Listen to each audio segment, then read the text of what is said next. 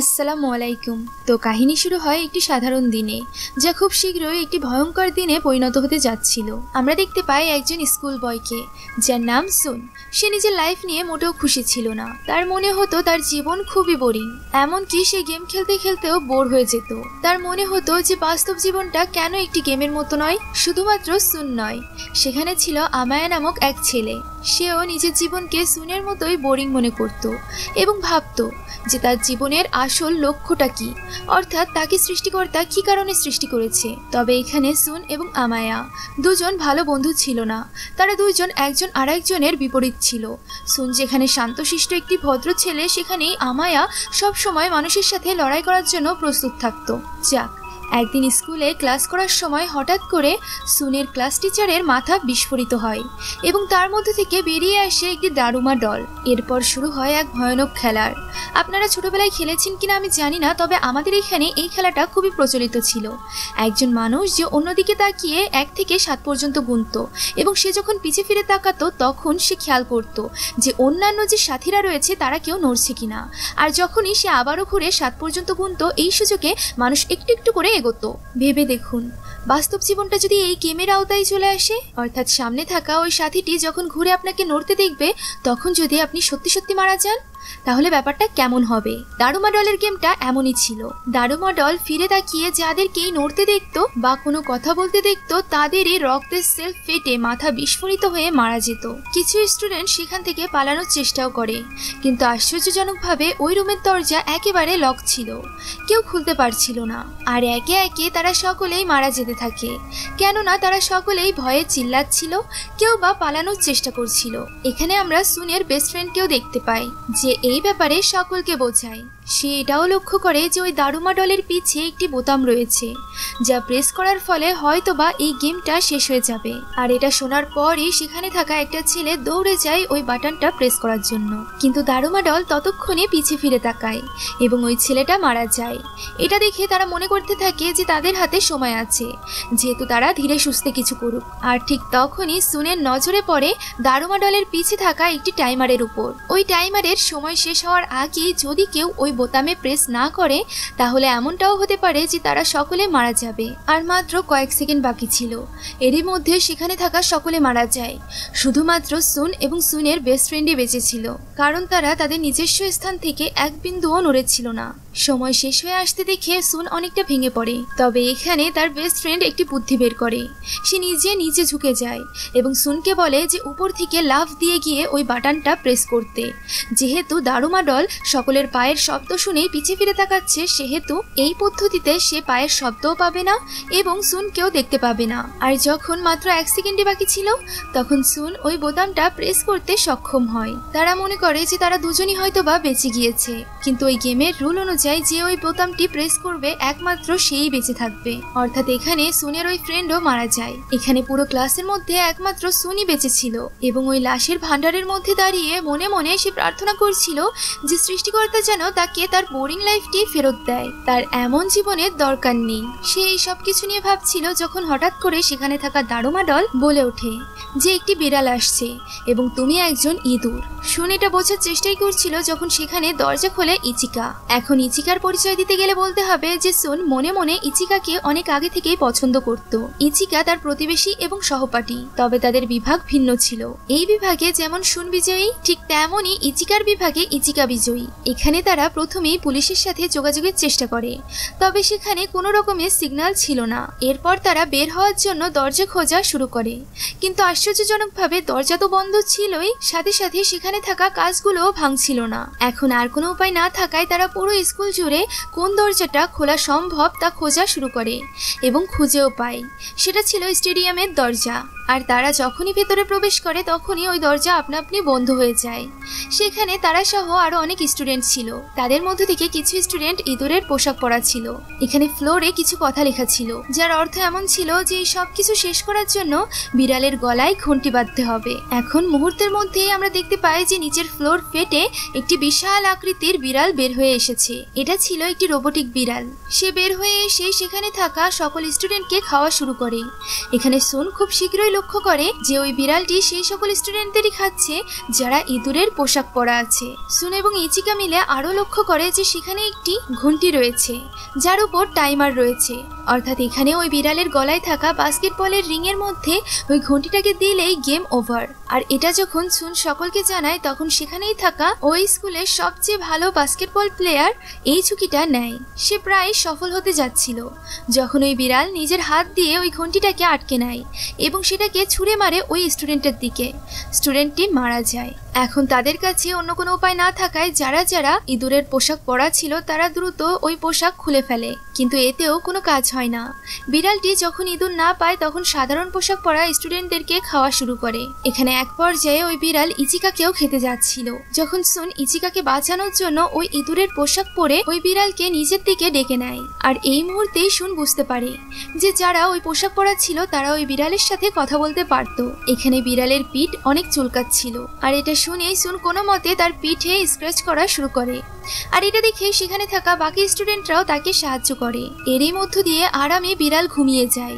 এখনই সুযোগ ছিল ওই ঘন্টাটা ওই রিং এর মধ্যে দিয়ে প্রবেশ করানোর, এবং সুন যখন এটা করতে চায় তখন সেখানে থাকা বাকি স্টুডেন্টরা তাকে বাধা দেয়। তারা ভয় পাচ্ছিল যে দারুমা ডলের গেমের মতোই হয়তোবা যে ওই রিং এর মধ্যে ওই বেলটি প্রবেশ করাবে সেই একমাত্র জীবিত থাকবে, বাকি সকলে মারা যাবে। আর তাদের মধ্যকার এই ঝগড়ার আওয়াজ শুনে বিড়ালও জেগে যায়। সে আবারও তাদের উপর হামলা করে। এরই মধ্যে সুনের মাথায় একটি বুদ্ধি আসে। সে ইচিকার সাথে মিলে একটি বাস্কেটবল এবং ওই ঘন্টিটাকে একটি কাপড়ে পেঁচায়, যাতে করে বিড়াল বুঝতেই না পারে যে কোনটা বাস্কেটবল এবং কোনটা ঘন্টি। আর এভাবেই ওই বিড়ালটাকে বোকা বানানোর মাধ্যমেই তারা ওই ঘন্টিটিকে ওই বিড়ালের গলার ওই রিংয়ের মধ্যে প্রায় প্রবেশ করিয়ে দিয়েছিল, কিন্তু হালকার জন্য সেটা প্রবেশ করে না। আর এখানেই একজন হিরোর মতো এন্ট্রি ঘটে আমায়ার। সে ওই ঘন্টিটাকে নিয়ে ওই বাস্কেটবলের রিং এর মধ্যে প্রবেশ করায়। এরই মধ্য দিয়ে গেম ওভার হয়ে যায়, যেখানে সুন, আমায়া এবং ইচিকা বেঁচে গিয়েছিল, কেননা তারা তিনজন মিলেই ওই বাস্কেটের রিং এর মধ্যে ওই বেলটাকে ফেলেছিল। আর বাকিদেরকে আমায়া নিজের হাতেই মেরে ফেলে। সে এখানে সুনের সাথে বন্ধুত্ব করতে চাইছিল, কিন্তু মাঝে চলে আসে ইচিকা। সে এখানে স্পষ্টভাবে আমায়াকে জানিয়ে দেয় যে সুন তার মতো নয়। আর এটা শুনেই আমায়া রাগের মাথায় ইচিকাকেও মারতে যাচ্ছিল, যখন ওই বিড়ালের মুখ থেকে একটি ধোঁয়া বের হয় এবং তারা তিনজনই সেন্সলেস হয়ে যায়। আর এখানেই আমরা জানতে পারি যে এই ঘটনা শুধুমাত্র আমায়া অর্থাৎ সুনদের স্কুলেই হচ্ছিল না, বরং পুরো বিশ্বজুড়ে সকল স্কুলেই এই ঘটনাগুলো ঘটছিল। এবং এখন তাদের মধ্যে থেকে যারা বেঁচে গিয়েছিল তারা সকলে একটি ফানুসের মধ্যে আকাশ দিয়ে ভেসে বেড়াচ্ছিল। সাধারণ মানুষেরা বুঝতে পারছিল না যে সেখানে কি চলছে, তবে তারা এখানে কেউ বলছিল যে এলিয়ান এরকমটা করছে, আবার কেউ বলছিল যে স্বয়ং সৃষ্টিকর্তা এমনটা করছে। আর এখানেই তারা সকলে মিলে যে স্টুডেন্টেরা বেঁচে গিয়েছিল তাদেরকে নাম দেয় সৃষ্টিকর্তার সন্তান। এখন সুনের জ্ঞান ফেরে এবং সে দেখতে পায় সে একটি রুমের ভেতর রয়েছে। এখানে তার সাথে সাথে আরো তিনজন স্টুডেন্ট রয়েছে। এর মধ্যে থেকে একজন ছিল তাকাসি। তাকাসি হলো সেই স্কুলের স্টুডেন্ট যে স্কুলে আগে সুন পড়াশোনা করত। এখানে 3 বছর পর তাদের দেখা হচ্ছিল। সেখানে থাকা বাকিদের নাম শুনে সুন এক নিমিষেই বুঝে ফেলে যে সেখানে যারা রয়েছে তাদের সকলের সারনেম অনুযায়ী তারা সেখানে রয়েছে। এখন সেখানে থাকা ছেলেটি তাকে দেখায় যে বাইরের পরিস্থিতি আসলে কি। সুন এখান থেকে বের হওয়ার চেষ্টাই করছিল যখন হঠাৎ করে সেখানে 4টা পুতুল চলে আসে। এই পুতুলেরা তাদের সাথে গেম খেলতে চাইছিল, আর তা ছিল নাম বলার গেম। অর্থাৎ যে কোনো একজনকে মাঝে বসিয়ে তারা একটি মিউজিক শেষ হওয়া পর্যন্ত তার চারপাশে ঘুরবে এবং মিউজিক শেষ হওয়ার পর মাঝে বসা ওই স্টুডেন্টকে বলতে হবে যে তার পিছে কোন পুতুল রয়েছে। তারা সেখানে থাকা অন্য ছেলেটির মধ্য দিয়ে এই গেমটি শুরু করে এবং ওই ছেলেটি ওই পুতুলের সঠিক নাম বলতে না পারায় মারা যায়। এরপর পালাচ্ছিল অন্য মেয়েটির। এখানে পালানোর কোনো পথই ছিল না, আর ওই মেয়েটিও নির্দিষ্ট সময়ে নাম বলতে না পারায় নির্মমভাবে মারা যায়। এরপর পালা ছিল তাকাসির, কিন্তু সুন এখানে তাকাসির পরিবর্তে নিজে খেলতে চায়। গেম স্টার্ট হয় এবং নির্দিষ্ট সময়ে গেম শেষও হয়ে যায়, কিন্তু সুন নাম বলতে পারে না। আর অমনি তার পিছে থাকা পুতুলটি কথা বলে ওঠে, যেটা শুনে সুন তার নাম বলে দেয়। এখানে পুতুলেরা বলে যে সময় পার হয়ে গিয়েছে, এখন বলে কোনো লাভ নেই। আর ঠিক তখনই সুন তাদেরকে জানায় যে সাউন্ড শুনে তারা সকলে ভেবেছে যে গেম ওভার হয়ে গিয়েছে, সেই সাউন্ড মূলত সুনের ফোন থেকে আসছিল। সময় এখনো বাকি আছে। যাচ্ছে। শুন এখানে চালাকির সাথে আগেই ওই সাউন্ডটিকে রেকর্ড করে রেখেছিল এবং এইভাবেই সে ওই পুতুলগুলোকে হারিয়ে দেয়। পুতুলগুলো একে একে বিস্ফোরিত হয় এবং তার মধ্য থেকে বেরিয়ে আসে একটি চাবি। তারা দুজন ওই চাবিটিকে নিয়ে ওই রুম থেকে বেরিয়ে পড়ে, যেখানে পথে একটি ছেলে তাদের দিকে দৌড়ে আসছিল। তার পিছে একটি ডেভিল ডল পড়ে গিয়েছিল। সে দূর থেকে চিৎকার করে বলে যে হাত ধরো, হাত ধরলেই এই ডল তাদেরকে কিছুই বলবে না। আর এখানেই তারা তিনজন মিলে একজন আরেকজনের হাত ধরে দাঁড়িয়ে থাকে, ফলে ওই ডেভিল ডল সেখান থেকে চলে যায়। আর এখানেই আমরা জানতে পারি যে সুনকে তাকাশি অনেক আগে থেকেই পছন্দ করত, সে তাকে ভালোবাসে, তবে সে তাকে কখনো এই জিনিসটা বলার সাহস পায়নি। এখানে সুন লক্ষ্য করে যে তাকাশির গলায় একটি নেকলেস রয়েছে, যেটা মূলত একটি কাপের ভাঙা অংশ, আর ওই কাপটা মূলত সুনের কথা মতো তাকাশি ভেঙেছিল। অর্থাৎ এখানে সুনও বুঝতে পারে যে তাকাশি এতদিন যাবৎ তার জন্যই অপেক্ষা করে আছে। এখানে যখন তাকাশি এবং সুন একজন আরেকজনের হাত ধরেছিল, তখন তাকাশি সুনকে প্রমিস করায় যেন সে এই হাত কখনোই ছাড়ে না। সুন তখন প্রমিস করলেও একটু পরেই সে তার হাত ছেড়ে দেয়, যখন সে দেখে ইচিকা ওই ডেভিল ডলের আক্রমণের শিকার হতে চলেছে। সুন এখানে তাকাশির হাত ছেড়ে ইচিকার হাত ধরে, যেটা দেখে তাকাশি অনেক কষ্ট পায়।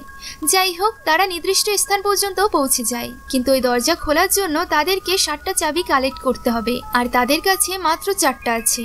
আর তখনই সেখানে আমায়া বাকি 3টা চাবি নিয়ে চলে আসে, কিন্তু সেখানে 7 জনের বদলে 8 জন হয়ে গিয়েছিল।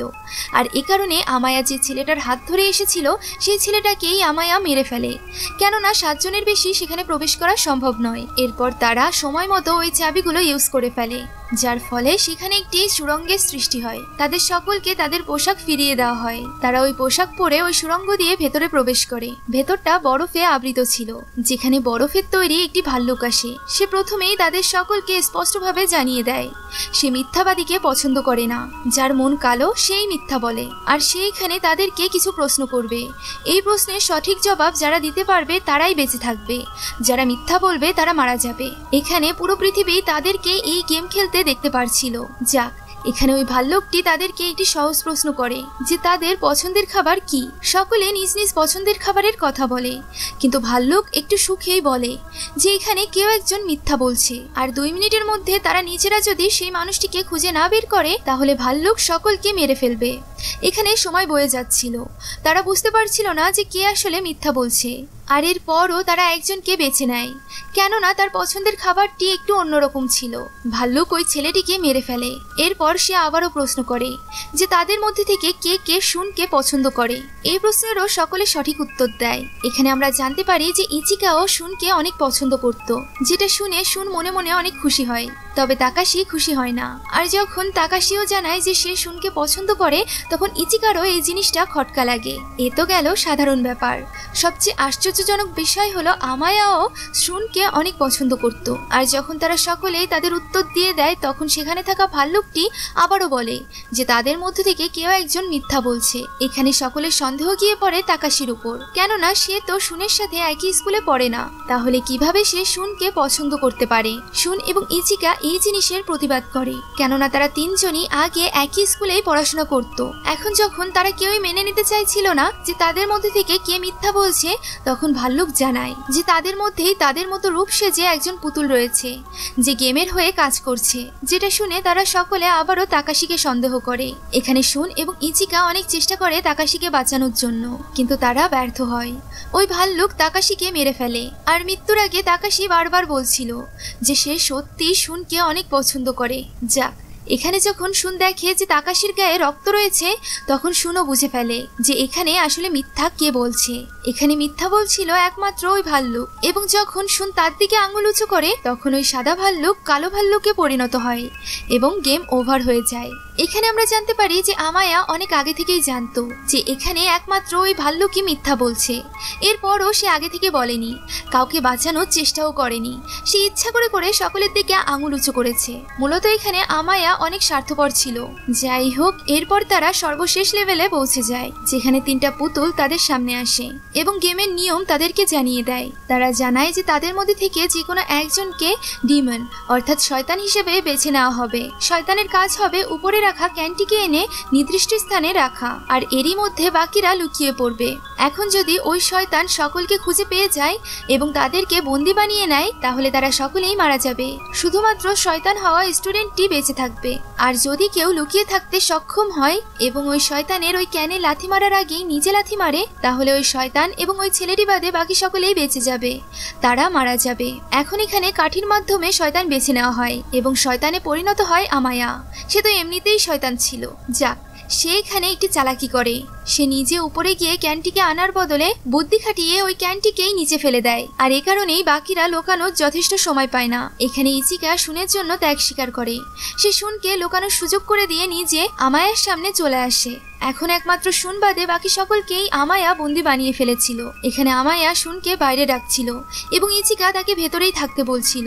আর ঠিক তখনই শুনের মনে পড়ে যায় যে ইচিকাই একদিন বলেছিল যে তার এবং আমায়ার মধ্যে পার্থক্য রয়েছে। সে একজন ভালো লোক, আমায়া একজন খারাপ লোক। আর এখন যদি সে লুকিয়ে থেকে সময় নষ্ট করে তাহলে বাকিরা মারা যাবে। তাহলে তার এবং আমায়ার মধ্যে কি পার্থক্য থাকবে? তাই সে সেখানে থাকা একটি লোহার আর্মার পরিধান করে আমায়ার সামনে আসে। এখানে আমায়া তার মুখ না দেখে তাকে বন্দি করতে পারছিল না, যে কারণে সে তার কাছে যায়। ফলে শুন এখানে তার পরিকল্পনা মতো আমায়াকে একটি শিকলে বেঁধে ওই পানির মধ্যে লাফ দেয়। শুন কোনো মতে ওই আর্মারটি খুলে উপরে উঠে আসে, কিন্তু আমায়া ওই স্থান থেকে নড়তে পারছিল না। আর এই সুযোগে শুন ওই ক্যানে লাথি মারতে যাচ্ছিল। সে সকলের জন্য নিজের লাইফ স্যাক্রিফাইস করতে যাচ্ছিল। আমায়াও সঠিক সময় তাকে বাধা দেওয়ার জন্য সেখানে চলে আসে। তবে আমায়ার আগে সেই ওই ক্যানে লাথি মারে। কিন্তু আশ্চর্যের ব্যাপার হলো ওই ক্যানটি বিস্ফোরিত হয় না। তাদের মধ্যে থেকে কেউই মারা যায় না। এখানে ওই পুতুলগুলো বের হয় এবং তাদেরকে জানায় যে তাদের মধ্যে থেকে কেউই মরবে না। এটা শুধুমাত্র মজা করার জন্য একটি গেম ছিল। আর যেহেতু তারা সকলেই জিতে গিয়েছে সেহেতু সেই খুশিতে তারা সকলকে আইসক্রিম দেয়। কিন্তু এতে করে আমায়া খুশি ছিল না। সে তো স্পেশাল কেউ হতে চাচ্ছিল। সে তো সব গেম জিততে চাইছিল, কিন্তু সর্বশেষ গেমটি সে তো হেরে গেল। তাই সে আইসক্রিমটি না খেয়ে ফেলে দেয়। অন্যদিকে শুন এবং ইচিকা অনেক খুশি ছিল। তারা একজন আরেকজনের প্রতি ভালোবাসা ব্যক্ত করে। এখানে শুন ইচিকাকে নিজের সাথে মুভি দেখতে যাওয়ার জন্য ইনভাইটও করে। ইচিকাও রাজি হয়ে যায়। ঠিক তখনই শুন লক্ষ্য করে যে তার আইসক্রিমের কাঠিতে লেখা রয়েছে তুমি বাঁচবে। অন্যদিকে ইচিকা তার দিকে তাকিয়ে বলে যে সরি, আমি তোমার সাথে মুভি দেখতে যেতে পারবো না, কেননা আমি তোমার মতো এতটা লাকি না। এটা বলার পরেই শুন লক্ষ্য করে যে ইচিকার কাঠিতে লেখা রয়েছে যে সে মারা যাবে। এবং এই সব কিছু দেখে আমায়াও নিজের কাঠিটি বের করে নিয়ে আসে, যাতে লেখা ছিল যে সেও বাঁচবে। অর্থাৎ এখানে একটি ভাগ্যের পরীক্ষা চলছিল, যেখানে একমাত্র শুন এবং আমায়াই জিতেছে। এখানে ওই পুতুলদের মধ্যে থেকে আরো একটি পুতুল বের হয়ে আসে, যার উপর লেখা ছিল লাক। আর সে একে একে শুন এবং আমায়া বাদে সকলকে মেরে ফেলে। ইচিকা এবং শুনের শেষ বিদায়ের দৃশ্যটা সত্যিই অনেক কষ্টের ছিল। যাই হোক, এখানে পুরো পৃথিবীর জন্য শুন এবং আমায়াই ছিল সৃষ্টিকর্তার সন্তান। এই সব ঘটনা দ্বারা শুনের সৃষ্টিকর্তার উপর থেকে বিশ্বাস উঠে গিয়েছিল।